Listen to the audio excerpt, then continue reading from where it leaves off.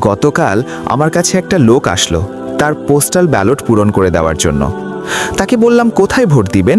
সে বলল দাঁড়িপাল্লায় এবং হ্যাঁ ভোটে। জিগাইলাম আপনার আসন কোন বিভাগে, কোন আসনে। সে বলল মুরাদনগর আমার বাড়ি, কত নম্বর আসন জানি নে।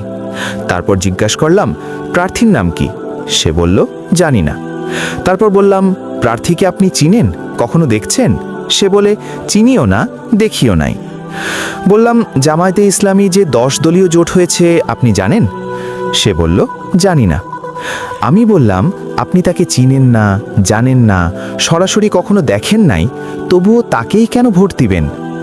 তার সহজ সরল উত্তর, বিএনপি এখন যে পরিস্থিতি তৈরি করেছে, চাঁদাবাজি, ধর্ষণ, সন্ত্রাস, গুম, খুন, আমি যদি তাদের ভোট দিয়ে সংসদে নেই এবং সংসদে গিয়ে এই সব কর্ম করে, তখন আমি তাকে ভোট দিয়ে ক্ষমতায় নেওয়ার কারণে এই পাপকর্মের কিছু গুনাহ আমার নসিবেও আসবে।